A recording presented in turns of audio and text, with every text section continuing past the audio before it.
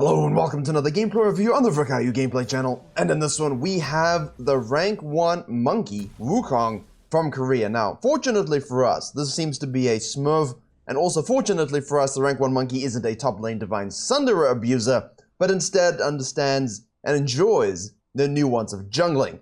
Now, WUKONG very much is in that hidden OP jungle phase. You know, I might do something on the main channel breaking down a few other picks like this, but you know, the Divine Sunderer, really a strong item, and it works on so many people at the moment. Yeah, the ranged nerfs are coming through next patch, but WUKONG, on the other hand, you know, he's not getting affected by those divine nerfs and whatnot, but you would have seen on the thumbnail, this guy goes Gore Drinker. And Gore Drinker, in the win rates for jungle WUKONG, is significantly higher. The sample size is, of course, much lower, but Gore Drinker still does very well. Runes on your screen now, absolutely normal stuff, nothing you wouldn't take if you want to obliterate souls and gap close as a melee fighter, basically. We're going to start off with the blue buff here. You know, I scouted for a little bit some WUKONGs and other servers, and honestly, I decided, you know, I don't like to do too many rank 1s, but it's nice to do like every 5-6 videos, which we're about at almost, and so I will keep that cadence up, you know, one a month or so. And it felt like a good opportunity to look at one of the best to do it, just purely because it isn't picked that much. Now, people don't enjoy the champion. Plain and simple. The playstyle, the depth of the champion doesn't have the same things as your Volibears and Viegos, and you can really see that shown through the play rate, but I'm here to tell you, this champion is very strong. We have a 20 kill bomb in high elo Korea on WUKONG jungle using Gore Drinker, not even an item that everyone thinks they need to be abusing. Obviously, if nerfs come through to the champion at some point, next patch, the patch afterwards, it doesn't matter. What he wants to do is still doable, as it were. For camp, clear, it looks like. We're against a Diana who most likely, if she started on the bottom side of the map, as we would expect, she will most likely full clear, especially in high elo. A lot of them haven't got the memo that you don't have to, and you can do other things. They don't believe in this. This is very much like the Talia gameplay I did when the actual experience changes went through. Here we go. Full camp, into gank.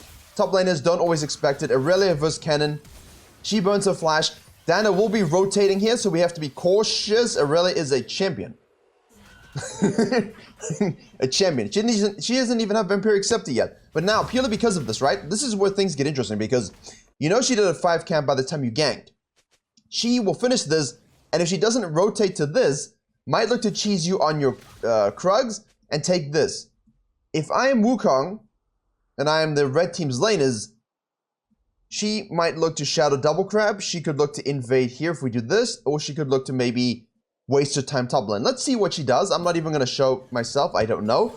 And you know, you're looking bottom lane. You see that they're pushing up here, their chunk, but then you got to pay attention to the fact that the Zed is really, really low. So that opens up potentially a play for the Diana as well. And, you know, there you go. There you go. So she goes over the wall, Raptors into Zed. Doesn't counter jungle, but it basically tells the WUKONG where she is. Yes, this is most likely water. This is just bad pathing. This is very bad pathing. Ah, wait a second. He got spotted briefly. Yeah, I don't think you should do this anyway. Okay, so he tried to use the magic trick, as it were. I don't think you need to do that. At this point, you have to make it a write-off. Great gank. Fall back to this to get your HP. Can't contest her over the crab. Go down here to your Raptors, because we saw her literally yeet over to try and kill the Zed and go down to this, right? Now, she could look to repeat gank this. That has to be a consideration, purely because if she did red Krugs Raptors, these will be up very, very shortly, right? But at the current moment, there's nothing else for her to do other than reset. And this is where you're bringing in this chaos with this 15-second spawn time delay. The WUKONG here is not too concerned, I think.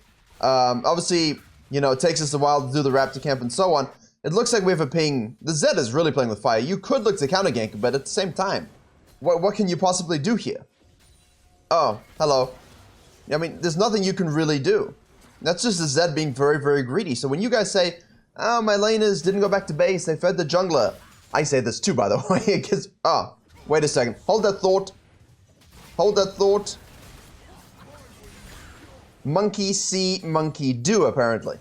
So, not the best start, but that's okay. Remember, that's absolutely fine, especially on things like this WUKONG, like Warwick.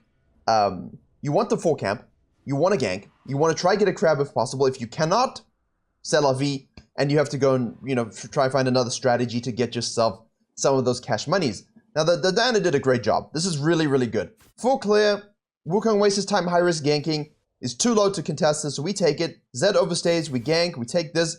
What do we do next? We know Wukong's top side because he walked across the river. Gives us a safe dive here. Wukong tries to hold the wave. Galio does what Galio does in Korea, and he dies. So, how do we continue from this? Definitely we want level 5 before we do something next, just for that added experience bonus. Now, Diana, we can assume at this point, has resequenced. At this point, you'd assume she's sequencing upside. We did see the Nocturne, sorry, coming down this direction.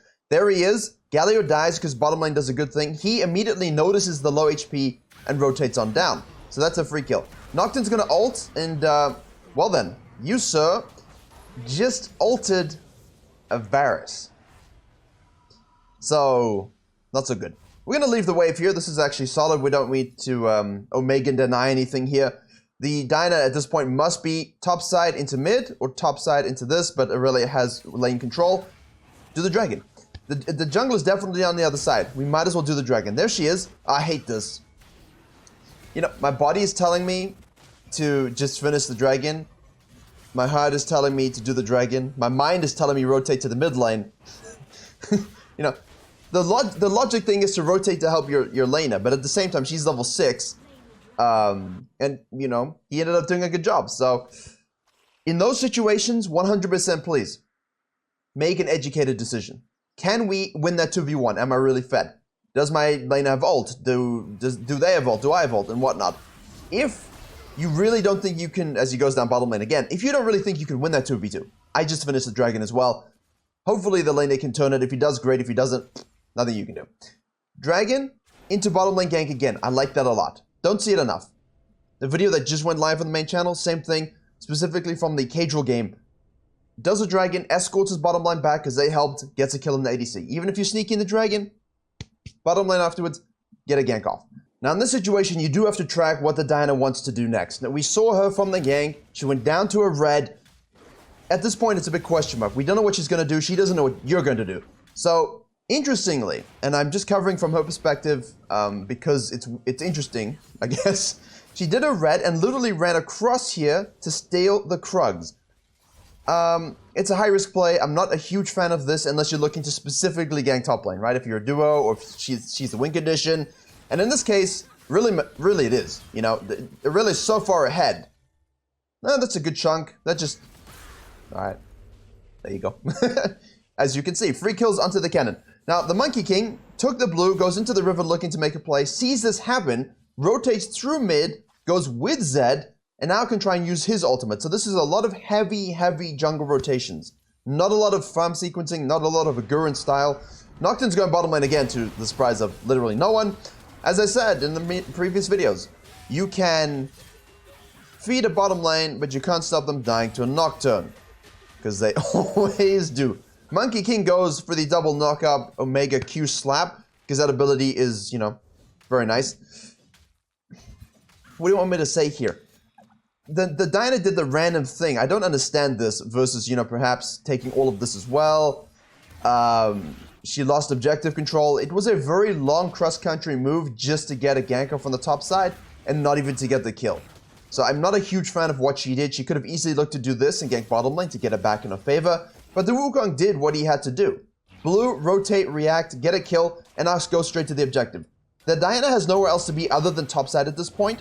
So for the Diana, it's actually a very good rotation just to deny this Herald if she can get it, which it looks like she will be able to. So that's very well played by the Diana. Not much you can do as the Wukong.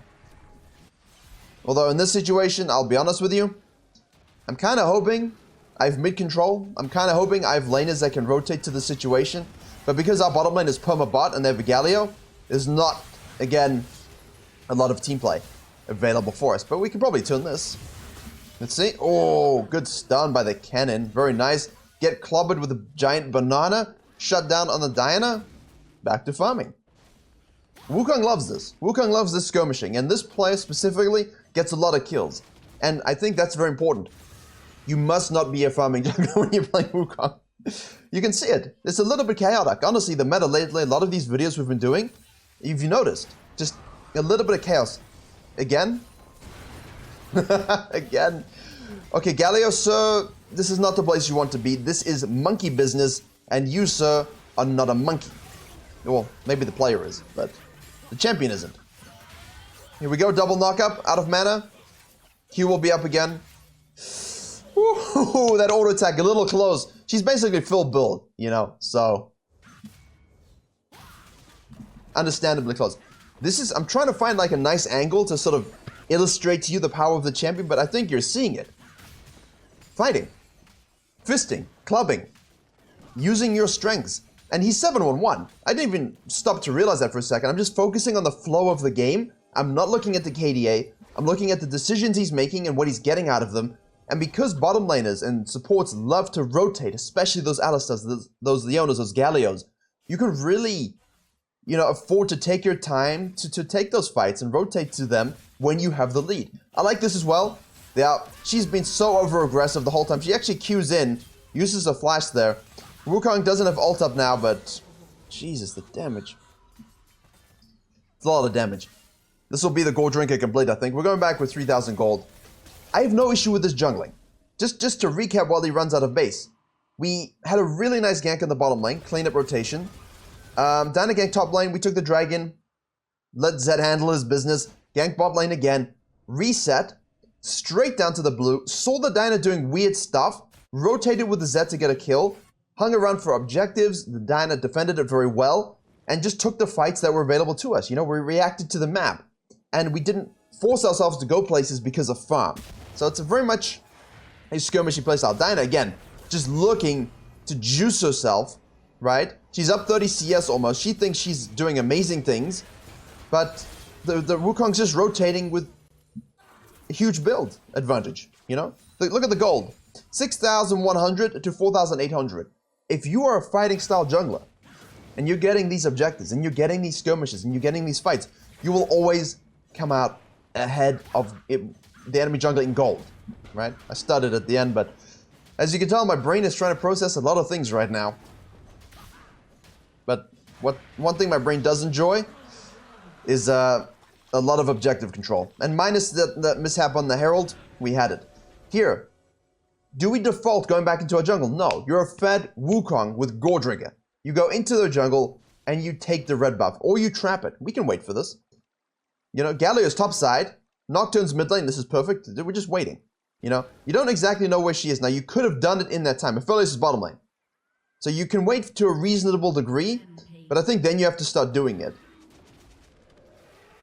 I think at this point, the Aphelios is just griefing at this. The bottom lane is out of it. You could have done it. Where is she even? Yeah, she's topside, so we could just do it. Okay, there we go. That activation means we can do it. I would normally wait a little bit, and then I would probably place a control ward into this bush or something and just start it up. And then you can look to dive bottom lane. If their bottom lane isn't as tilted, you can look to dive it. Now, the Diana, as I said, win condition is top lane Aurelia. Alright, Nocturne would have spotted us. She just went topside again. Let me give you all the plates. Let's push this. Galio is doing the same thing. Offset make it a lopsided map. Okay. Did you get, you don't need, okay. Fine, you can see it. Everyone's saying, well, I want to see the monkey. I'm here to watch the monkey. I know you Wukong mains have waited a while. There you go. Level 11 Nocturne. But we have 2 knockups. You know, I don't even talk about anything else. Like, he's just maxing Q into E, you know. There you go, that's it. The dash ability, though. And Kennan's just having a tragic time, but the thing is, he has 5 assists because the Wukong did a very good job of at least being in the area and getting some fights, and the Cannon rotated. The opposite happened on the bottom side, where the Wukong made his presence known, and the Diana didn't respond in kind. Alright, though, that's fine. Counter jungling, killing the mid laner. Okay, this is silly. I mean, if you're gonna sequence bottom, if you're gonna sequence down, you just come out of base like this.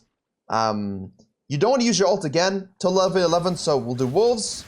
We'll stitch these together as one does, and now we can sort of just look to go bottom lane here. I think we can just kill her. Can also help mid lane, but I think everyone is in a pretty good spot except for the Cannon.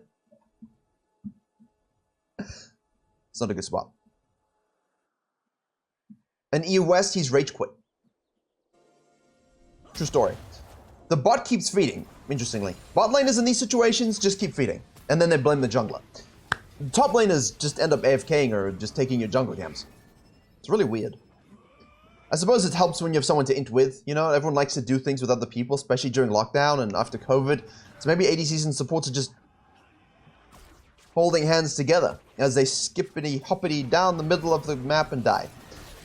Because at this point, you have to be aware of the fact that the Dyna might flank in. And I just have to go back a bit because of replay throws. It seems to be a thing lately. She's gonna flank from this direction. Here you go. Hello. Not even the bush. Galio ult. Avoid it. She flashes to get the kill anyway. Wukong now can use his double knockup. He's got his flash as well. There we go. Using the clone flash very, very nicely. Boom to finish. Congress stacked. E to get some distance. Dyna is stuck under the tower. Again, people Morgana. Varus goes back in. Man, it's smooth. I'm not even clicking on him by accident. That was smooth. He died though. But it looked pretty good. And you know what? A 5 for 4. I'll take it. Shutdown's not so good. That was a very good fight for them overall. Out of the base we go. Most likely topside. We do have to make a decision here about speed of action. Just because the Herald is available. The Dragon is up also. Given that it's an ocean, I kind of like that. You know, it's OP on basically everyone. And I don't really want to give it to an Aurelia. Don't know about you. The second Herald can open the map up a bit more, especially in this situation. We've only got one tower by 17 minutes. So these sorts of mid games with strong champions that are early game focused, the Warwicks and whatnot, you must use your lead for fights. Do not be AFK farming at this point. He is just shadowing and using this fog of warpathing to make sure he can be in position to pick the fight that he wants and to, of course, get that dragon. So here, warded, Morgana poking out. The bottom lane is fed because of us. We can start it. We still knocked on top side, and then he's dead, so they can't really do anything about it. If they force a fight here, okay, he's got to make an active decision. You don't see the bushes in the replay. He's in the bush. Okay, so they get it. Bottom lane decides to, for some reason, I don't know. Like, I know Phelios is coming, but guys, you got to fed Wukong. Okay, beautiful. Aurelia. Oh, man. This Wukong is good. I think you're dead, Phelios. Just to club her down. It's actually quite satisfying. Strong. And even just with Gold Drink, Hysterics, Gage, he'll go Death Dance next. I don't know why everyone's leaving. You can take that fight. You know, you're fed. And you know that as Wukong, and his team doesn't. So now you easily get a dragon. If your team stays, maybe you can coin flip the dragon into the fight. Otherwise, you lose it, and we at least get the Herald here, so. These kinds of games, this is exactly what we want and what we need in order to break open the game. You know, these games are kind of more difficult to sort of slide into a smooth voiceover or gameplay review because it's like, he goes from base down to the Gromp to the Wolves and then a nice gank on the mid lane. You know, there's a really nice flow to it. With this kind of style, you know, you're looking to fight. And when things happen, you want to be there. It's the same thing as the Casual style in the Lee Sin video. Your CSing should be better than this. I do think he's given up way too much CS in certain aspects, but it has been quite a messy game, just purely because of the Galio. But his objective control has been great, you know? And he focused, and he got every lane some kind of attention. The Nocturne was in the jungle, you know, by the Raptor Pit over here, but he still gave attention to every single lane, and got that bottom lane fed in the first place. Because you imagine if he doesn't go in to help them, and then the Nocturne gets kills and he, you know, his bottom lane's behind, so it was a good rotation. This is a classic, by the way. Feared. Dash. Stopwatch, League of Stopwatch. That's fine. Watch the taunt, doesn't matter. Dyna could go in here, I think it'd be griefing, because Gold Drinker active is available. Alright, that's the classic thing. Herald, push the inhib. People overstay, you die. Black Shield. Don't tell me you're one of them. Monkey, no! Monkey, no. Or Monkey, yes, rather. Okay, so Monkey... Nice flash of Phelios. So Monkey, yes. I'm the monkey. I didn't know he could do that. It's a strong monkey. This is the leader of all monkeys. Rank 1, in fact. Right, overall, pretty good. Varus holds topside. Again, the Aurelia and the macro state of the game. You might think, oh, this is free. It's GG. They're only up 2k gold. I know it feels like they have a huge lead, but you only have 2k gold. And you're 14-9. It rests on you, right? But it's insane how strong he is in these fights. Nocturne is diving the helpless ADC. Zed helps to destroy the Nocturne's existence. Wukong goes for a flank, says, "Oh, hello Diana, I don't think you should be here." That's one, ult for ult, and that's another one. You don't win that fight, sweetie. Aurelia going up. Yeah, great. Careful here, though. But again, you're exhausted. Don't use your spells when you're exhausted. The damage spells. Assassino. That could be... could be a Baron. Don't have the ADC, though, so... You might take a little too long to do it. Nocturne's going to be available. He has TP. Phelios is still able to do things because 200 years.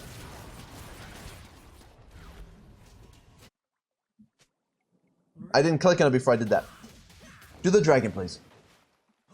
Just do the dragon. Way too often people don't go for the obvious things when they should, and this is one of those obvious things.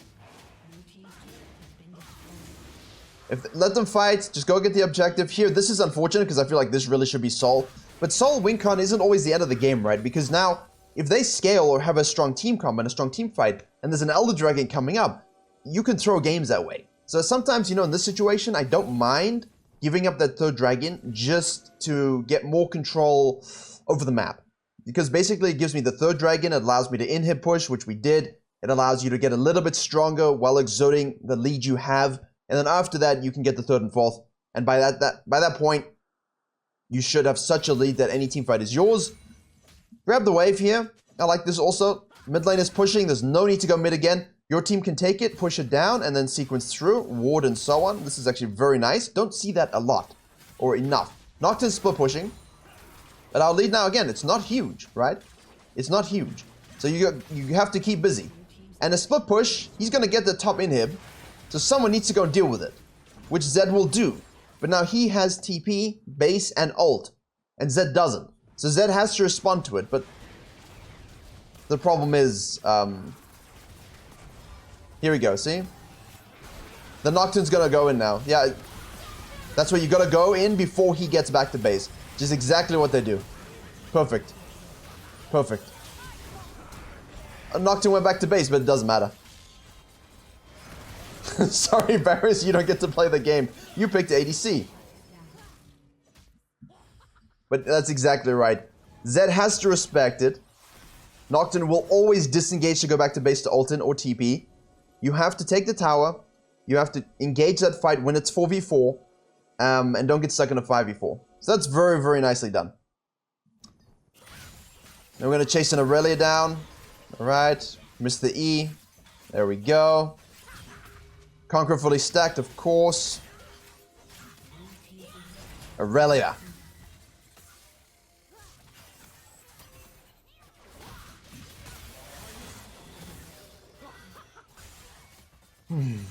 Either way, nice little look at the split push macro and how you can deal with it. After that, reset, everyone kind of waddles around a little bit. We shouldn't have any issue doing the Baron here. TP top side. They will look to collapse. Here, I'm very much a fan of, if they show when it's high HP, definitely, 1000%. Turn, right? Don't coin flip it, just turn and beat him. Woo! Otherwise, just burn and finish it.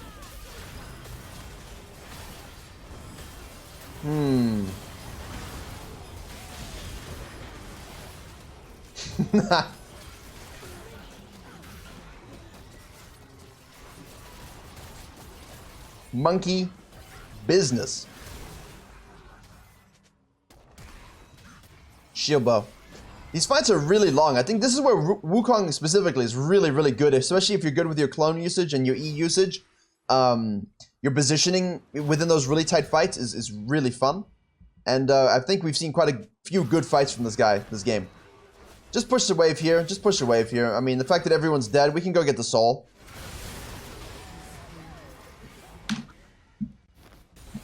I mean, I get it. You kind of have to try, but if you face check this bush, you're dead.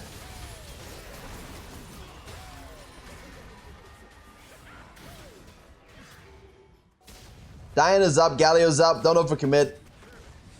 Don't overcommit. Get out, get out, get out, get out. Or disrespect them. I mean, what do I know? I'm trying to make an educational video about fighting. Knocked in ult again.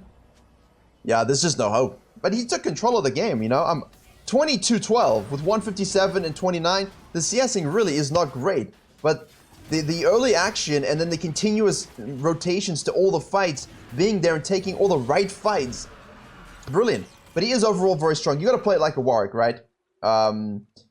He cancelled his base, but he has a Chempunk Chainsword. These names are outrageous.